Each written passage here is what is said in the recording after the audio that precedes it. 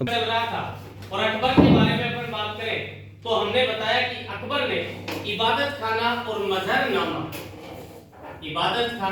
मजहरनामा की स्थापना भी की थी। आपको पता हो इबादत खाना की बात करें ना तो इबादत खाना मुस्लिम धर्म के अंतर्गत पूजा स्थल को कहते हैं। पूजा स्थल को भी मैं इबादत खाना वाला मैटर पढ़ाता हूं तो इबादत अगर आपको याद ना हो तो एक मिर्जा गालिब की शायरी थी जिससे अपन देख सकते हैं।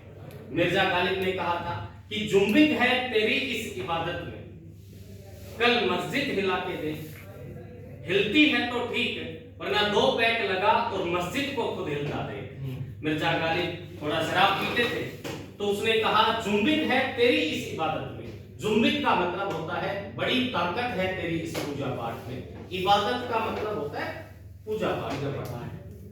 बड़ी मतलब जुम्बिक है तेरी इस इबादत में, कल मस्जिद हिला के दे, हिलती है तो ठीक वरना जो मैं करता हूं वही तू कर और कल खुद मस्जिद को हिलता दे। तो कहने का मतलब वो इबादत का मतलब होता है ना वो पूजा स्थल से संबंधित है। ये बात अपने को ध्यान है, ठीक है ना। तो इबादत खाने का संबंध अपन कहां से करेंगे? अकबर ने मुगल इतिहास में इबादत खाने का निर्माण करवाया। ये चीजें अपने को ध्यान है, ठीक है। जैसा कि अपन ने देखा कि अकबर की बात करें तो जैसे ही हुमायूं ने निर्वासित जीवन जो है वो जी रहा था, हुमायूं भारत से 1540 में उसको पीट कर भगा दिया था शेरशाह सूरी ने। और जैसे ही शेरशाह सूरी ने उसको यहाँ से भगाया तो 1540 के बाद में 1555 तक वो दूसरे के महलों में ही शरणार्थी के तौर पे रहा। और पता नहीं कैसे क्या हमीदा बानो से इसका टाका भिड़ा। 1540-41 के आसपास उसकी शादी हुई। उसके बाद में परिणाम के तौर पे किसकी प्राप्ति होती है? अकबर की। अकबर का जन्म जो है वो अमरकोट दुर्ग 15 अक्टूबर 1542 में होता है। हमीदा बानो माता का नाम है, पिता का नाम क्या है? हुमायूं। उसके बाद में अपन बात करें तो सभी मैंने आपको इसमें बताया कि देखो मुगल इतिहास में इन्होंने पुनः गद्दी कब प्राप्त की थी हुमायूं ने? जब शेरशाह सूरी 1545 में पहले ही सलट चुका था। उसके बाद में सिकंदर सूरी बिल्कुल हल्का शासक था। सिकंदर सूरी पर आक्रमण किया वापस से किसने? हुमायूं ने। जैसे ही सिकंदर सूरी पर आक्रमण हुआ मुगल वंश की पुनः स्थापना हो गई क्योंकि हल्का शासक हमेशा ही हारता है, ठीक है ना।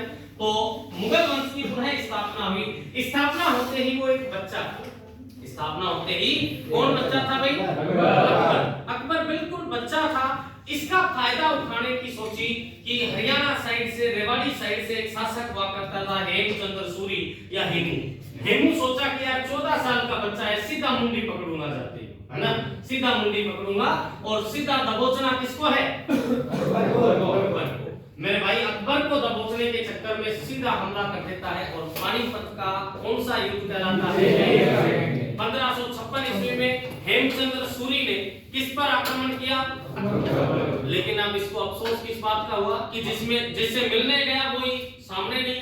अकबर ने क्या किया कि यार मैं तो युद्ध लड़ूंगा, वैसे भी बच्चा था तो उसको तो संरक्षण के तौर पे रख लिया घर पे। और बैरम खां जैसे विशालकाय राक्षस जैसे शरीर वाले इंसान को हेमू के सामने भेज दिया।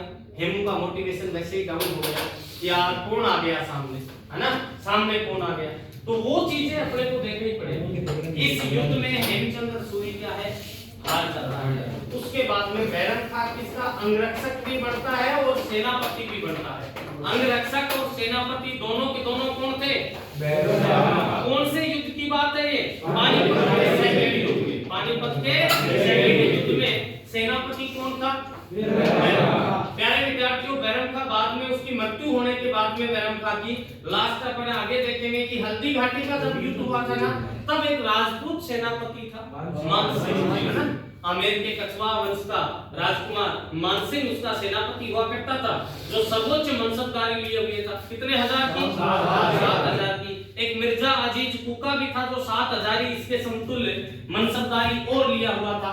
तो ये चीजें अपने को पता होना चाहिए। देखो मुगल इतिहास से प्रश्न बढ़ता है, आर्मी के लिहाज से मुगल इतिहास से प्रश्न कन्फर्म पूछा जाता है। तो आप इनको थोड़ा अच्छे से पढ़ते चलेंगे तो चीजें सारी सही रहेंगी, ठीक है।